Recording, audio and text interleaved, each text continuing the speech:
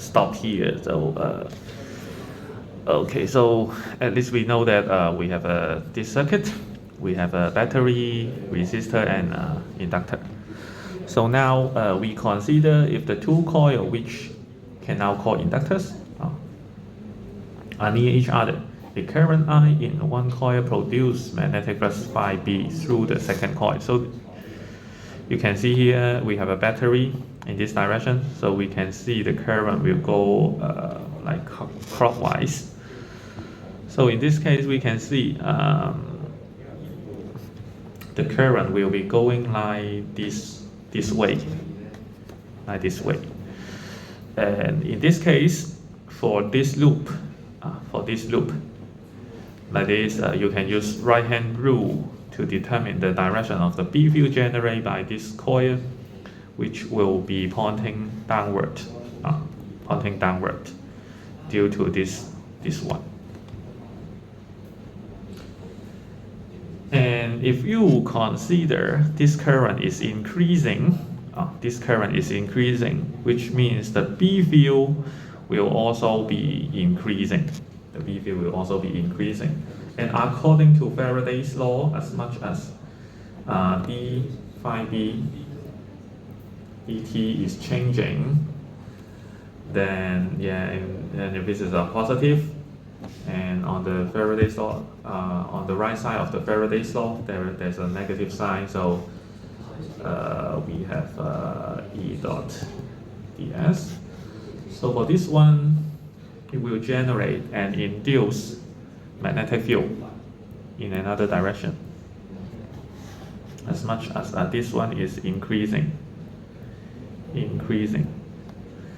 And in this case, B induced will point to the opposite direction.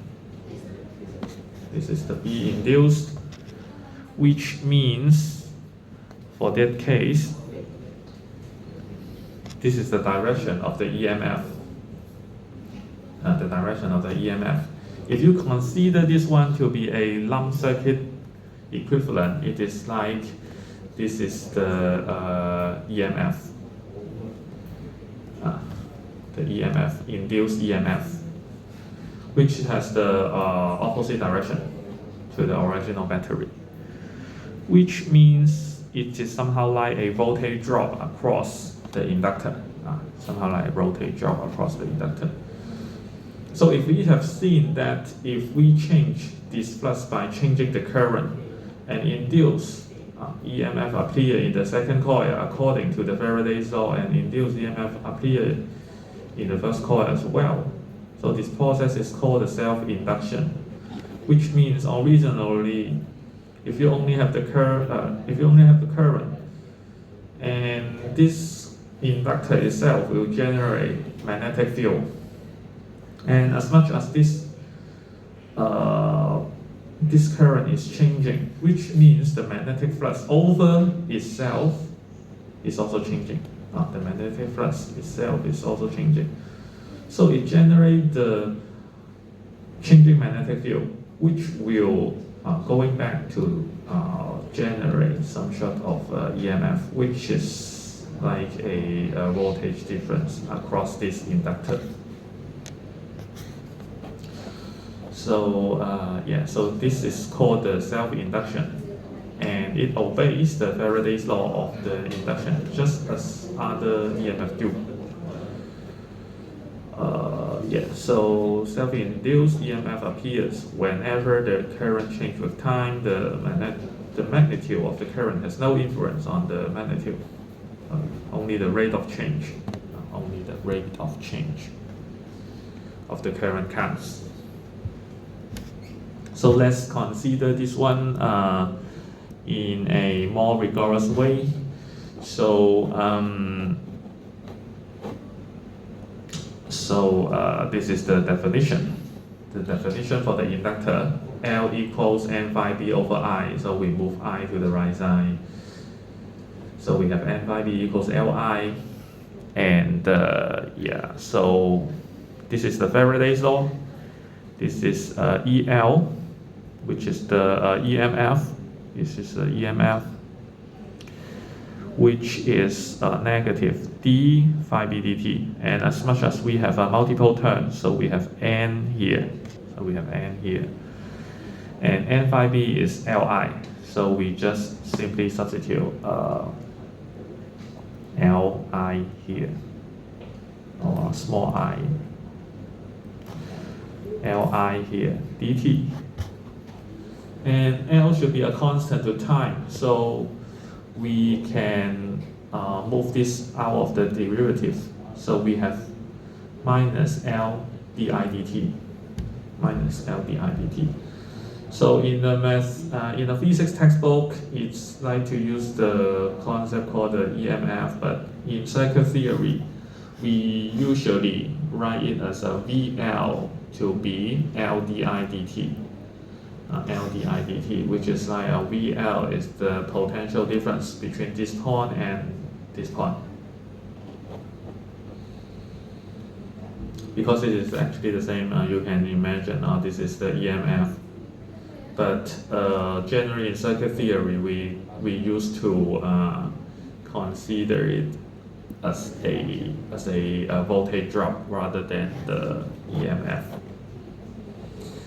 And actually, this one is very, very important. It's very, very important. Yes, to actually solve the RLC circuit.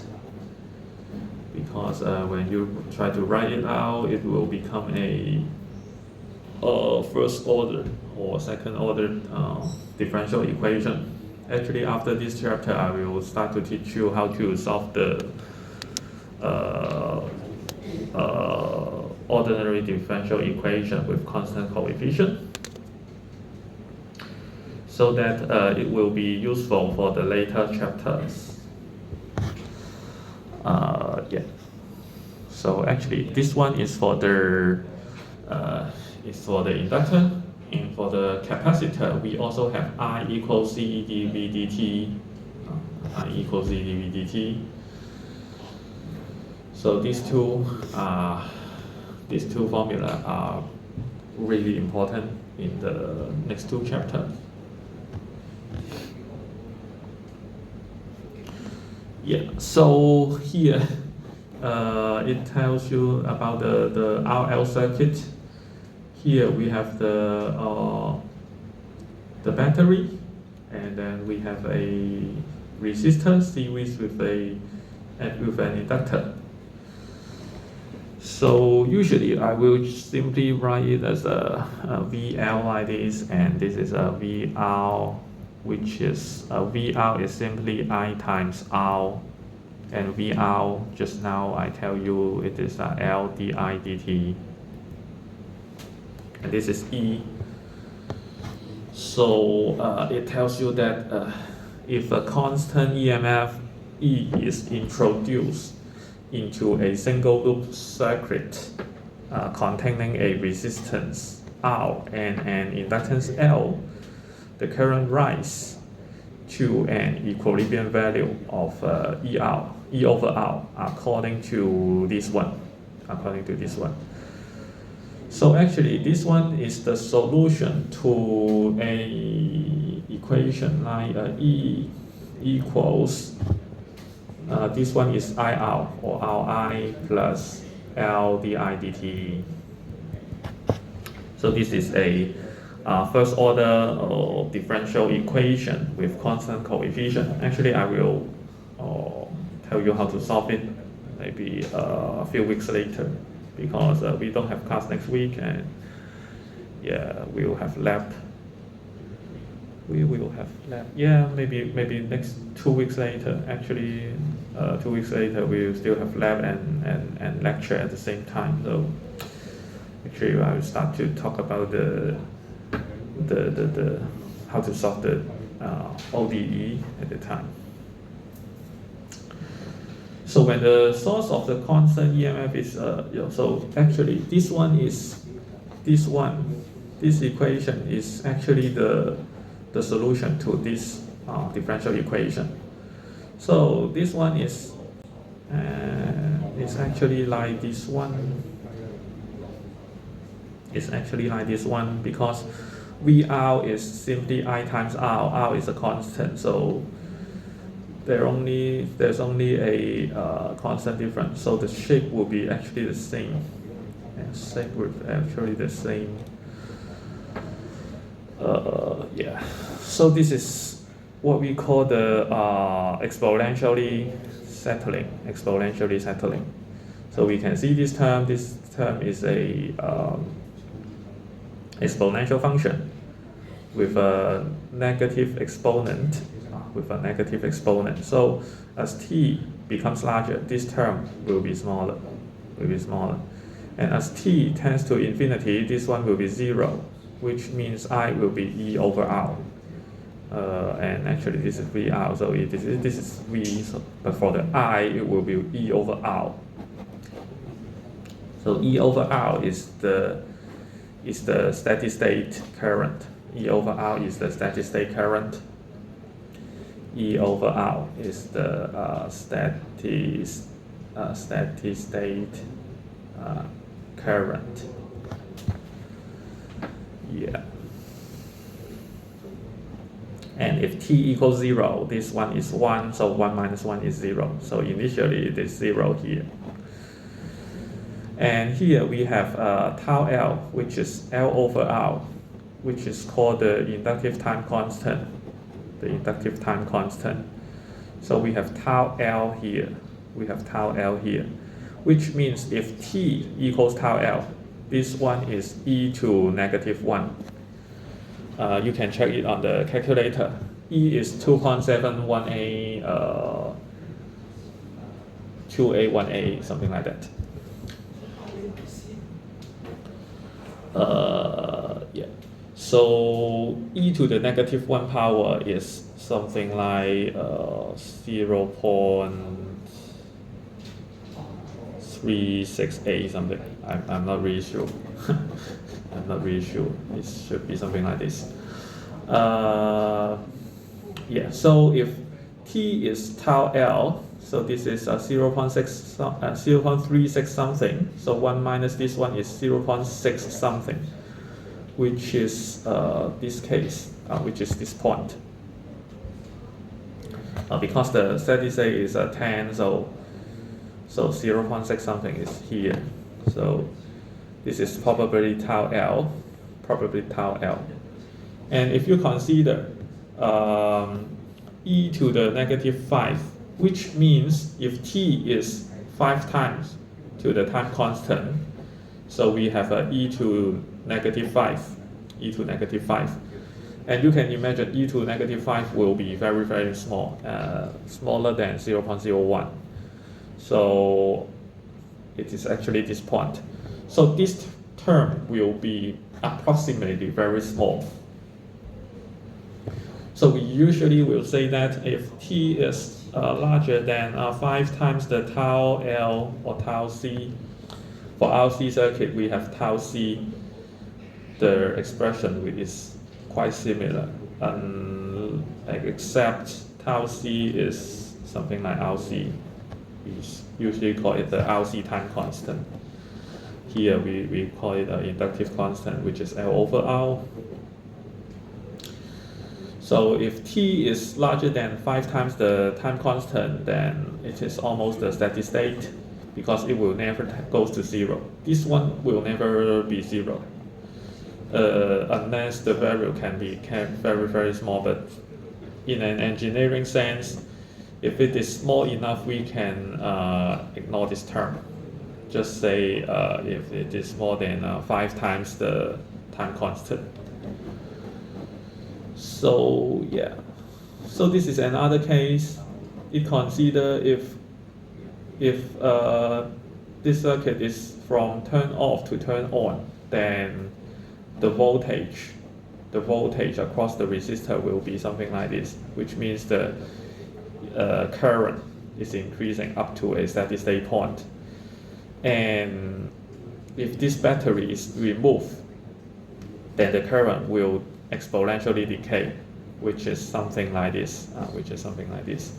So this is the This is the steady state current, and then it starts to exponentially decay with the same time constant. So it will decay like this.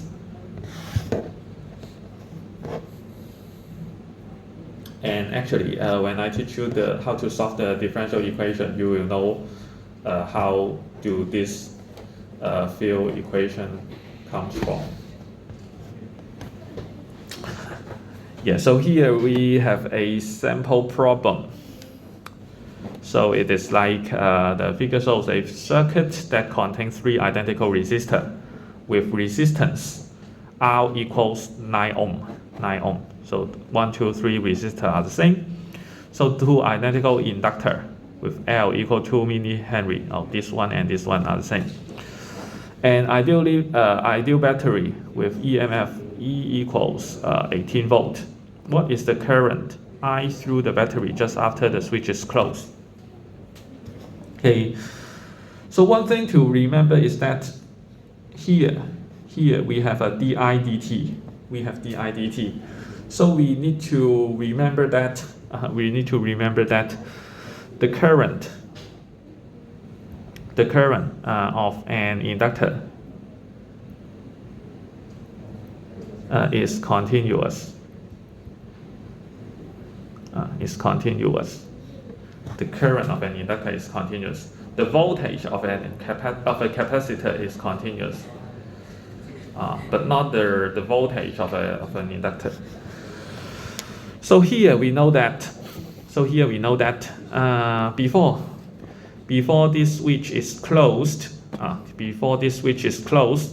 there will be no current because there is no current. There is no current here. I equals 0. So I equals 0 here because if you still remember the KCL, the Kirchhoff current law, there will be no current here and there will be no current here as well. So before this switch is closed, then there will be no current. And in that case,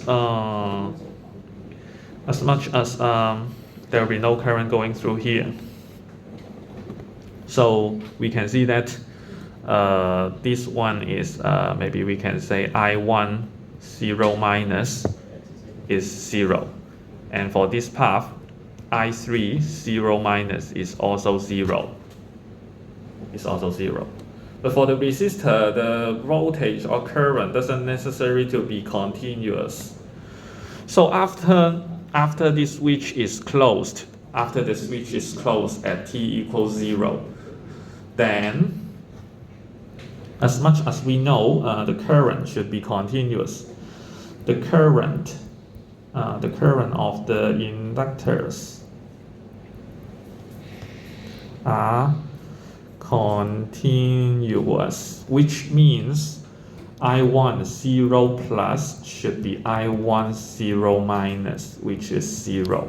And likewise, I3 0 plus is I1 0 minus, which is 0.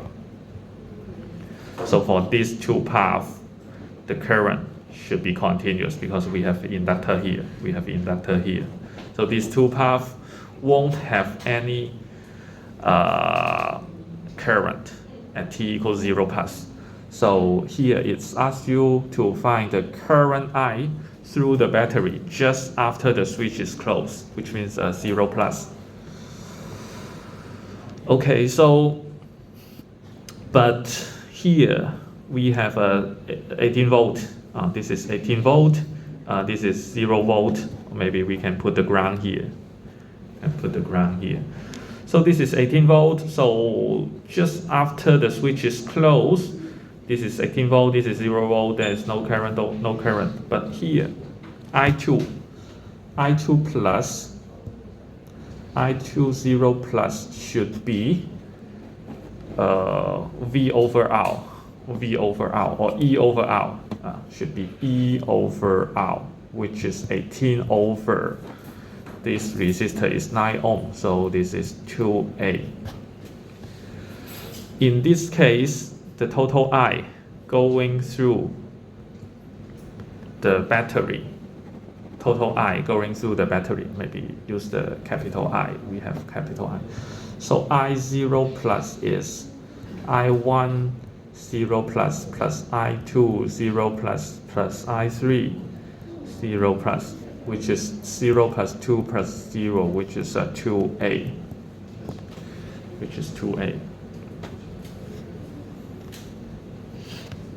Okay. Yeah, so this is the case for the switch is just close.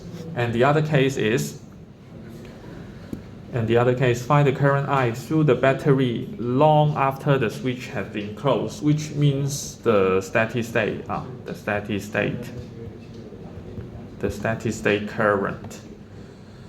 And yeah, and we know that when it is steady state, which means that the current doesn't change, and as much as the current doesn't change, the voltage drop across the inductor will be 0.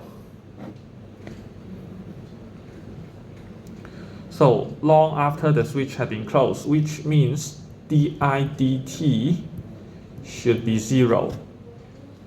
Long after the switch is closed, which means that VL should be 0. VL should be 0. So it should look like this way. This way. So in this case, I is somehow like we have 3 R in parallel. So R equivalent is nothing but R over 3 because we have 3 resistors in parallel. So in this case, we have R is 9 ohm over 3, which is 3 ohm. 3 ohm. So I, this is I infinity is like E over R equivalence, which is 18 over 3, which is 6a.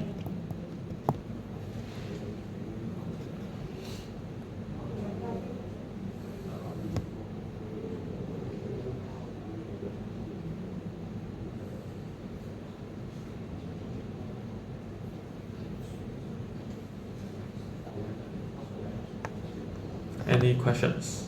No questions. Okay, so next we consider another sample problem. So a solenoid has an inductance of 53 millihenry and a resistance of 0.37 ohm. So if the solenoid is connected to a battery, how long will the current take to reach half of its final equilibrium value? Yes, so here we have tau L will be L over R, which is 53 times 10 to minus third power over 0.37. So this is 143.2 millisecond. Yeah. So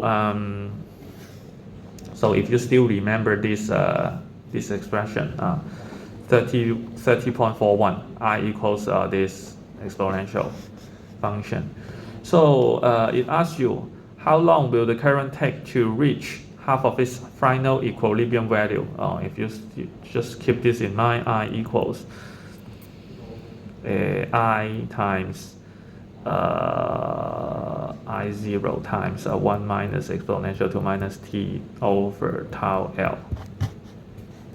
So as long as this one is half of this one, so it's like 0.5 equals 1 minus exponential to t minus tau L. So we move this over. So we have exponential to minus t over tau L equals 0.5. Or you can take the inverse so that we have exponential to t over tau L is 2. So we take log on both sides. We will have a t equals tau L times lateral log of 2. In this case, we have 143.2 times lateral log of 2, which is 0.1 second. This one is milli. This one is milli. So we have a 0.1 second. 0.1 second. Okay. Any questions? Okay. So next, we consider the energy stored in a magnetic field. So similarly, for capacitor, we have energy stored in the electric field.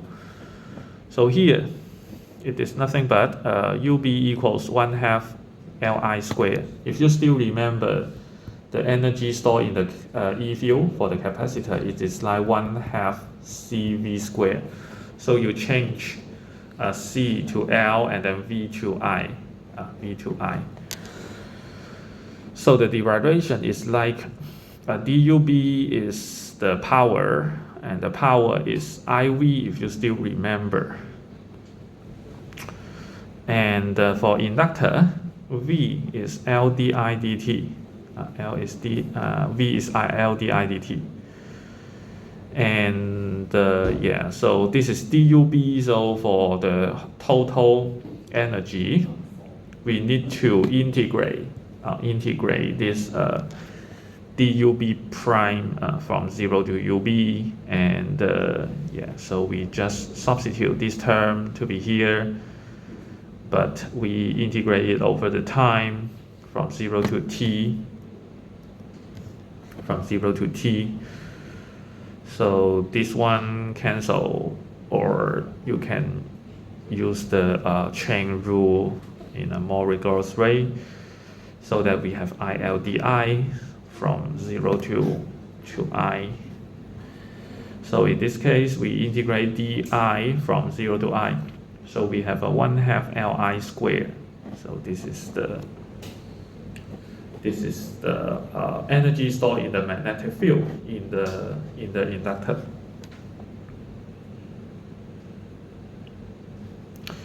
Okay, so we have another sample problem. So yeah, we have the same inductance value and the same resistance value.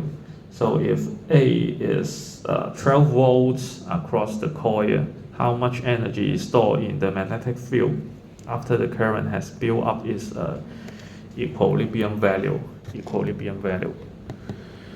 So for equilibrium value, it means that the steady state current is nothing but E over R, because the current is like this is E, this is R, this is L. So for the steady state, it is like the inductor is short circuit, so the current is like E over R using the Ohm's law. So it is 12 volt over 0.53, which is 34.38. So UB is nothing but 1/2 Li squared. So 1/2 times 53 times 10 to the minus third power times 34.3 quantity square. So this one is 31 joule. 31 joule.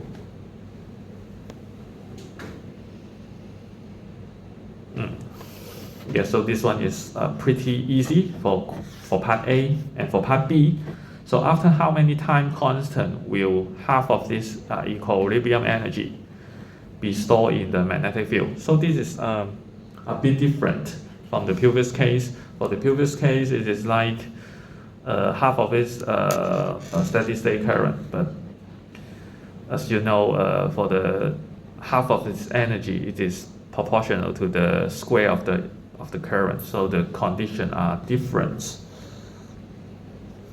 So in this case, we will consider UB half is like 1/2 L I half square, which is half of the total energy, which is 1/2 times 1/2 Li square.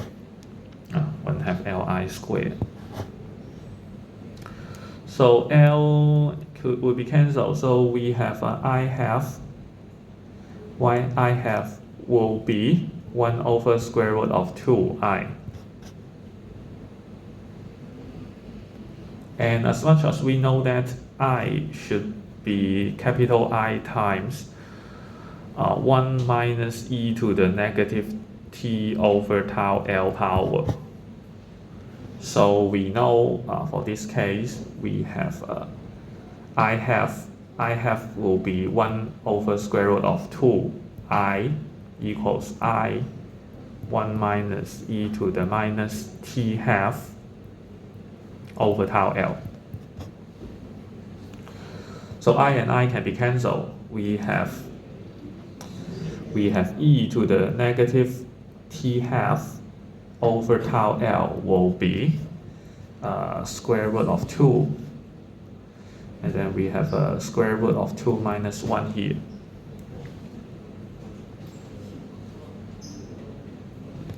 Or we can take the inverse on both sides, so we have exponential 2 t half over tau L equals square root of 2 over square root of 2 minus 1. So we take lateral log on both sides, we can have t half will be tau L lateral log square root of 2 over square root of 2 minus 1. So this term is like 1.23 tau L. 1.23 tau L. So this is the required number that we want to find. So it asks you how many time constant with half of this equilibrium energy be stored in the magnetic field. So it takes 1.23 times of the time constant.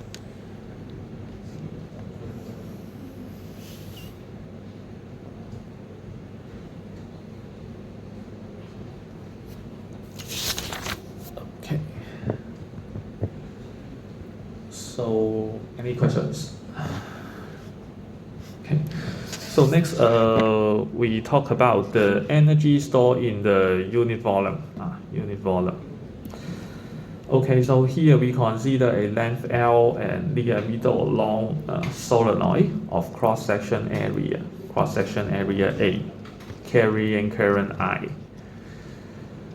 So yeah, so we have an energy UB stored in the inductor. So UB is the total energy, and small UB is the energy stored in unit volume. So of course we need to divide it by the total volume of the inductor. And as you know, the cross-section area is A and the length is L. So AL is the volume of the inductor. Of course, we assume the magnetic field outside the solenoid is approximately 0.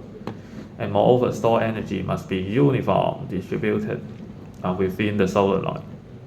Actually, we already did this approximation for in chapter 29 to calculate the magnetic field. Okay, so here UB will be 1/2 Li square, so we have Li square over 2 here, and then we will still have AL here. And we try to separate capital L over small l, put it to the front, and then we have I square here, and then 2A here. So we just reallocate the order. So we have capital L over small l, and then we have I square over 2A. Yeah, so just now we already derived that capital L over L, which is the inductance per unit length, is μ0 and square A.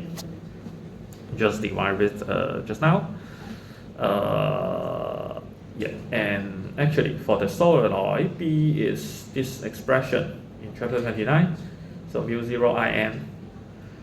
Okay, so we can based on this one, we have I will be B over μ0 n. μ0 n. So we can substitute this one to here, and this one to here. So L over L is replaced by mu 0 n square A. So we have mu 0 n square A here. Also, we have I square here, so we have a B over mu naught n, quantity square. So we have this term, and then also 2A. So we can see A and A can be cancelled. We have n square and n square can be cancelled. And then mu 0 and mu 0 square. So we have mu 0 in the denominator. We have 2 at the denominator. We also have b square in the numerator.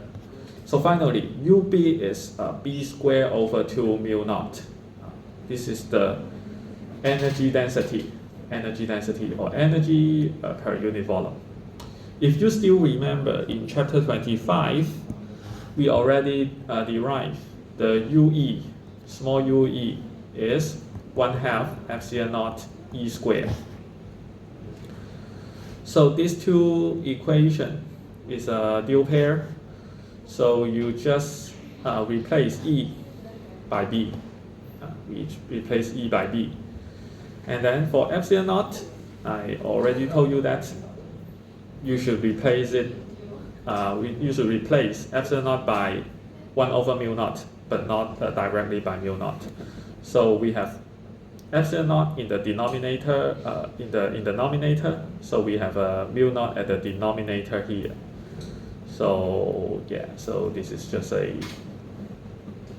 the same pair. And actually, we will use this to consider the Poynting vector. The Poynting vector in chapter 33. We will use these two expressions again to let you know the energy in the electromagnetic wave. Yeah. So next, we consider the magnetic induction. The mutual induction. Actually, if you were on the lab 2, so this is basically that experiment. So suppose we have two coil 1 and coil 2. So if we connect a battery there, and then also we have a sliding, we have a tunable resistor, so that we can change the current I1. In this case, so this coil, as long as there is some current, then this coil will generate the magnetic field. And if this resistance is changing, which means the current is also changing, so that the magnetic flux going through the coil 2 will also be changing. So in this case, according to Faraday's law, as much as there is a changing magnetic flux for coil 2, then there will be EMF. So for this one, this is a multimeter. So it can measure the EMF generated by this coil. And similarly, if you exchange it, so we have N1, but we remove the battery and we move it to the coil 2, connected to coil 2 and with the resistor, and then we connect to multimeter to this one. So if we just changing the current I2 for the coil 2, then it will generate the time varying magnetic field, so that the magnetic flux over the coil 1 is also changing. In this case, according to Faraday's law, there will be EMF generated by coil 1. So we can use this multimeter to measure the EMF.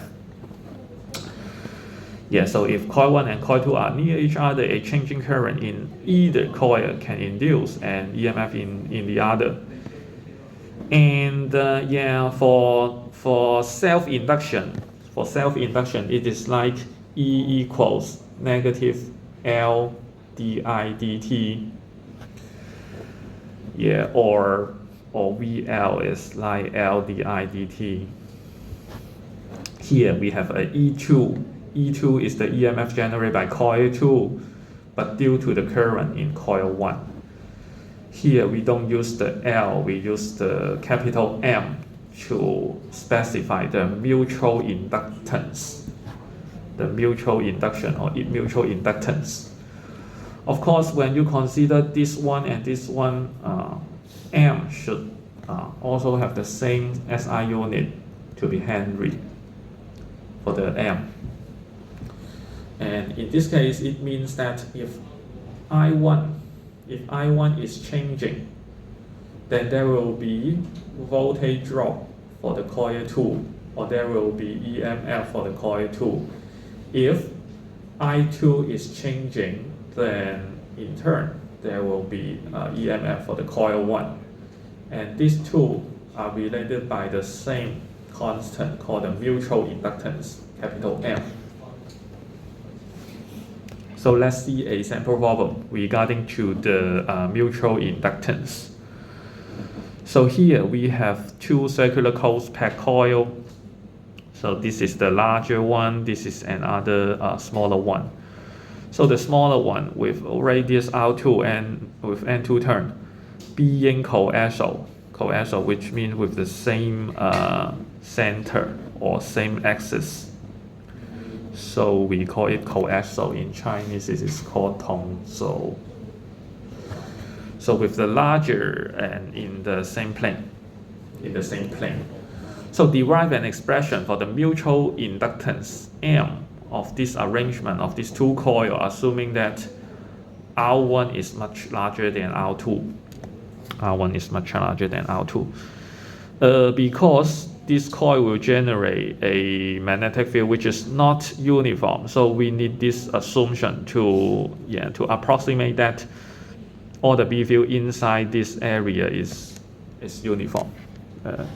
This assumption is used like this. So here we consider the phi21, which is B1 times A2, because now we consider we have a battery connecting to coil 1.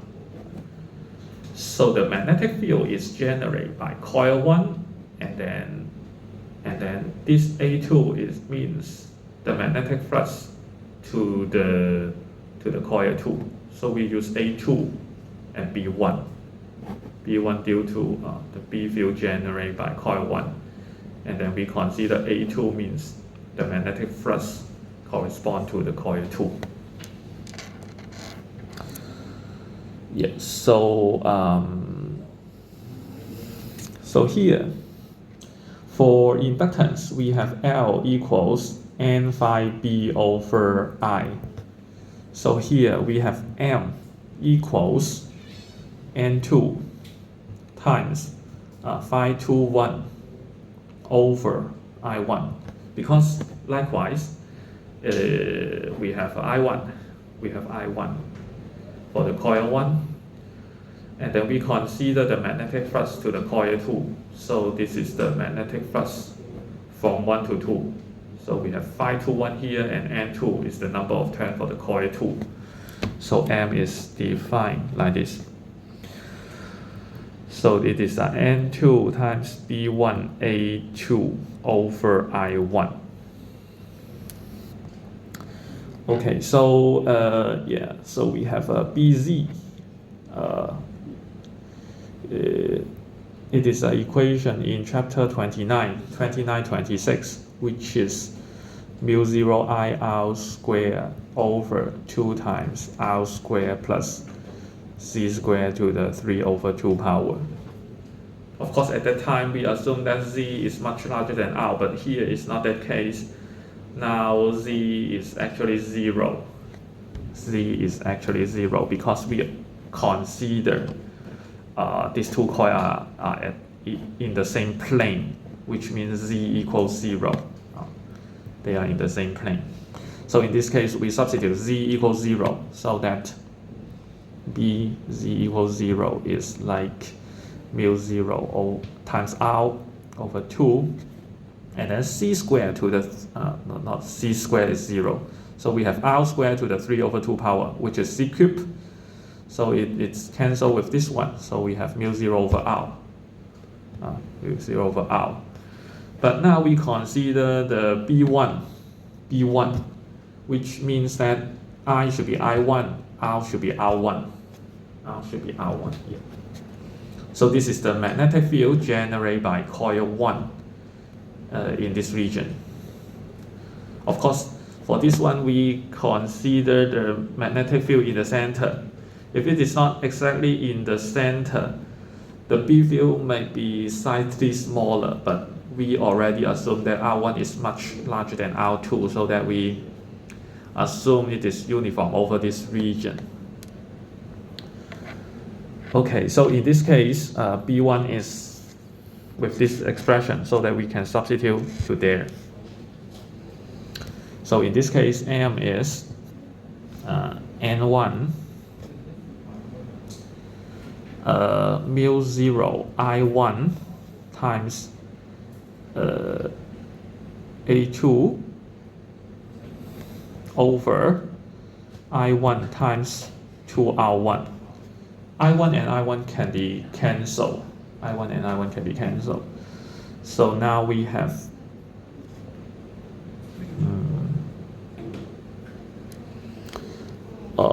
let me see. We still need to multiply it by N1. We still need to multiply by N1 because for this one we only consider one turn, but now we have N1 turn for the coil 1, so we need to multiply by N1. So we have N1 also multiply by N2 because we have N. Maybe I can write it like, okay, maybe I can write it.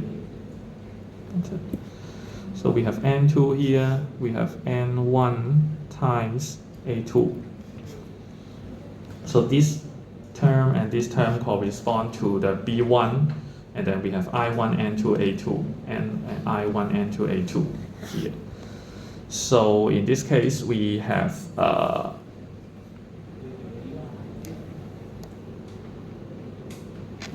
we also have A2 to be pi R2 squared. Pi R2 squared.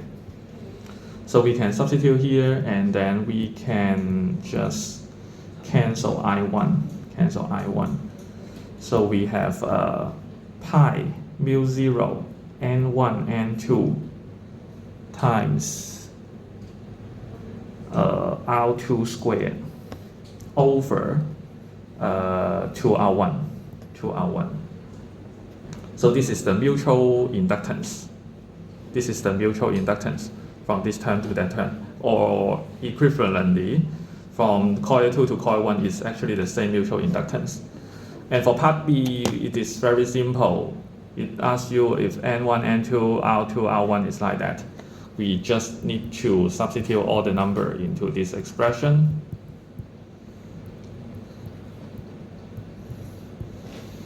So we have pi mu 0 is 4 pi times 10 to minus 7, and then times 1200 square times R2 is 1.1 centimeter, which is a 0.011 over 2 times 0.15.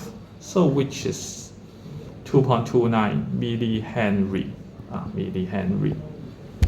Okay. So I think we stop here today.